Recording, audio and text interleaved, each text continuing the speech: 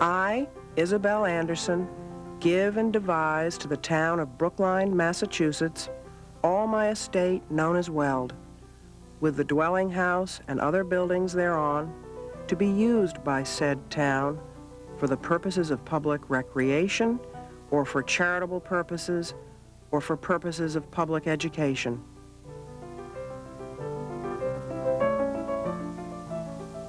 The estate that the town of Brookline received in 1948 was not only one of America's most prestigious and beautiful landscape gardens, it was also the home of a devoted and public-spirited couple. Larz and Isabel Anderson opened their estate of 62 acres time and again to the citizens of the town of Brookline. And her bequest showed her interest in that being continued forever after they were gone. In the subsequent years, the park has only been used for one of her purposes, which is public recreation. The community and the charitable, the education purposes were not.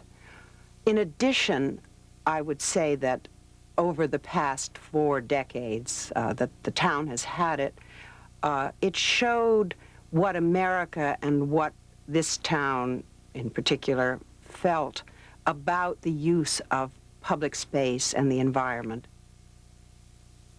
The Andersons opened up their estate and invited the public to share the pleasures of it on lots of different occasions. Sometimes there would be outdoor concerts. Sometimes they invited troops of actors and actresses to come and perform plays that Mrs. Anderson had written. And sometimes they had lots of get-togethers for children, opportunities for children to explore the grounds of the estate. And Mrs. Anderson had a particular fondness for children. She wrote children's stories for them and wrote plays for them as well.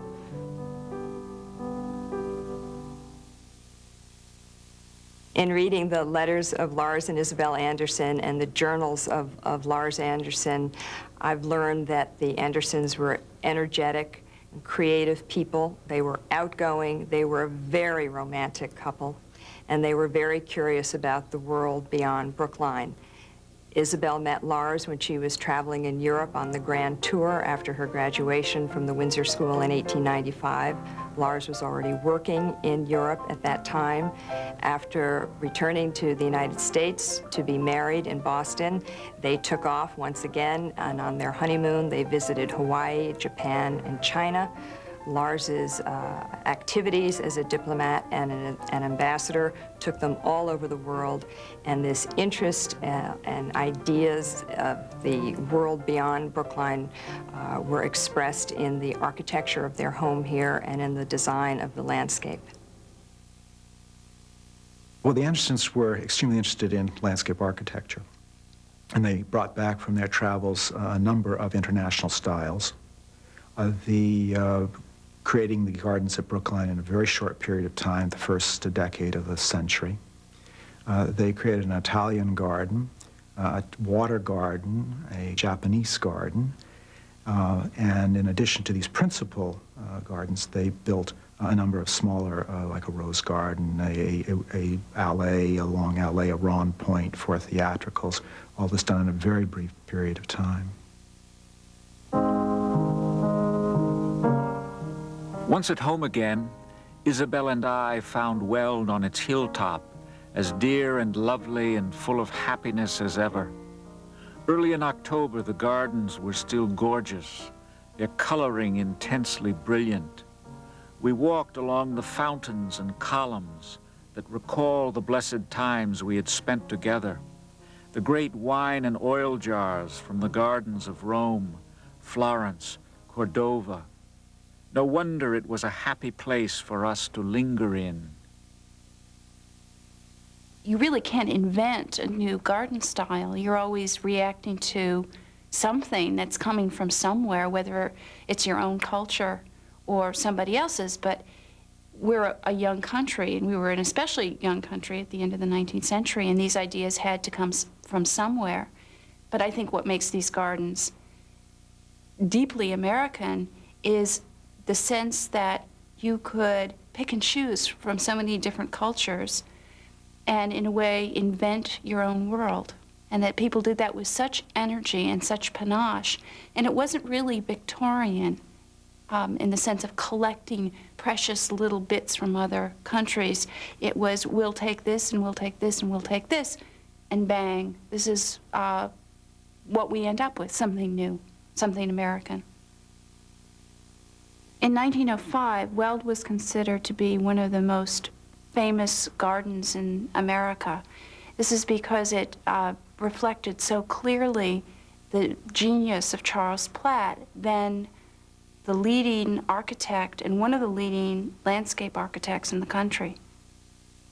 In the Italian garden, the landscape architect Charles Adams Platt took a number of typical Italian garden features, for example, the pergola, the fountains, the terraces, and individual specimens of sculpture. And he combined them in a way that was very new and different. For example, he used profusion of flowers in the garden. He used a lawn, which was a set for theatrical performances. In his assessment, he was not reproducing an Italian garden. Instead, he was creating a genuinely new American garden style. Larz and Isabel traveled frequently to Japan, and they created at Weld a Japanese garden as a memory of those trips. They used here a number of elements that are very Oriental, for example, gravel and small water features, stone lanterns. But they also combined these and brought in other elements that are very non-Japanese. For example, a great bronze eagle. They later, in 1913, imported a number of very famous bonsai trees, which are now in the Arnold Arboretum. The water garden is essentially English, but it also introduces some continental features. For example, the bridge balustrades were based on the Isolata at the Boboli Gardens in Florence. The Temple of Love is an almost direct quote from a similar temple built in the 18th century at Versailles, and is one of the most beautiful parts of the entire estate. The estate that Larz and Isabel Anderson left to the town of Brookline in 1948 underwent physical changes in the ensuing years. In 1955, the mansion was torn down. In the following years, the Italian garden was replaced with a skating rink. The kitchen gardens were demolished, along with the greenhouse, and they were replaced by the town's park-yard garage. The wooden arbor with the Chinese pagoda fell apart. The water garden, the Japanese garden, and the Four Seasons Theater also deteriorated and disappeared.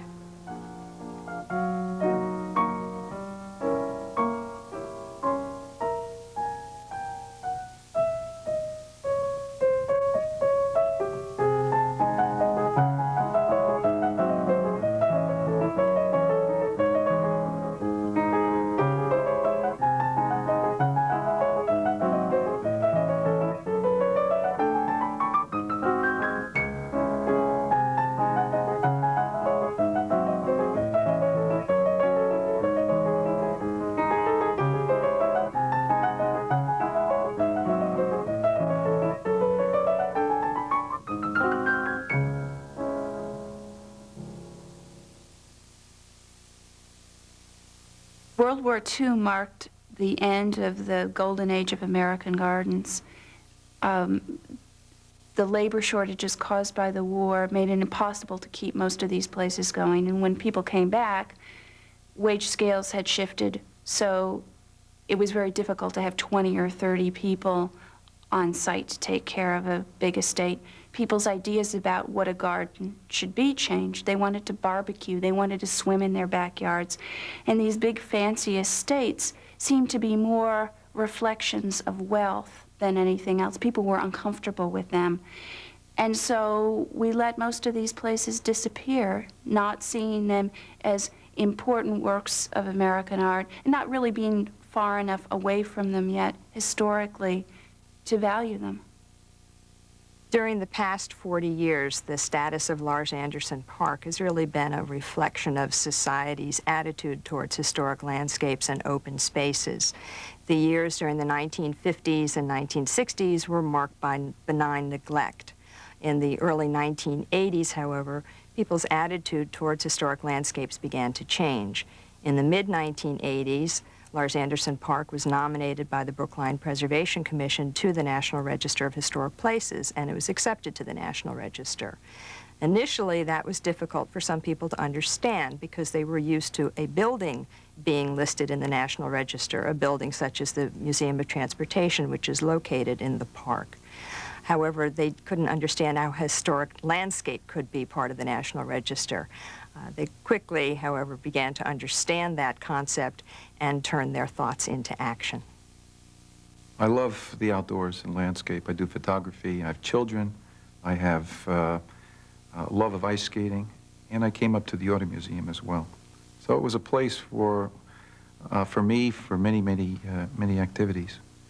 And I met a lot of people here too. I used the gardens. I did notice that the place was a mixture of decay and of great beauty, and that it needed work. And then when I heard that the town was receiving a $1 million grant, there was great excitement, many people. There was also great concern. You know, when you take something for granted, you don't feel that you have to protect it or do anything. There's the hill, and it's terrific. And then the hill was threatened with a playing field, that somebody was going to come in with a bulldozer and level out part of that hill. And just the whole town just went, no! There had been existing plans from the application that included a lighted ball field that would have cut into the hill. That was the source of great concern to a lot of people who use that hill for flying kites, just to look at, and that got a lot of people very interested in how that money would be spent. The master plan grew out of the public hearings and working with the landscape architect in charge of the project and Park and Recreation. It was a long process. There was lots of controversy. Out of that came a master plan of consensus for phase one, which was implemented, and the $1 million was spent on renovating those structures that would fall down within a year or so. But there's about $3 million more work to be done. A lot was accomplished during phase one of the restoration program, some of it quite subtle and not immediately apparent to the park visitor, such as the restoration of the masonry walls at the top of the hill, or even the installation of the drainage pipes around the lagoon area. If the restoration is to continue, people need to come together. Members of the community need to come together and continue to discuss and express their ideas for the use of the park and discuss their vision for the park. What seems very exciting is that places like Larz Anderson Park all over the country are being recycled into new public use. They were designed as private pleasure grounds, and now you see people pushing their babies and throwing baseballs and reading under trees, and yet on some level responding in these parks to the complexity and the subtlety and the carefulness of design which made them masterpieces 100 years ago and make them masterpieces still today. The first impression that I get from this park, and it's one that I keep with me all the time, is of the great hill and the sky that's beyond it. And because I have a belief that the eye needs more room than the body, I always come to it and experience the sense of freedom of walking on the hill or going down and being lost around the pond. It's a very liberating experience to be in this park for me. In their day, Isabel and Larz Anderson brought the landscape architecture of the world to Brookline, as well as their pleasure in open spaces and a natural environment. It's quite an inheritance. As Isabel and I sat by the fire one day, in the den at Weld, with the map of the world unfolded before us, we realized that we had covered most of it. We had circled the globe several times, as well as the continents of South America and Africa. We had cruised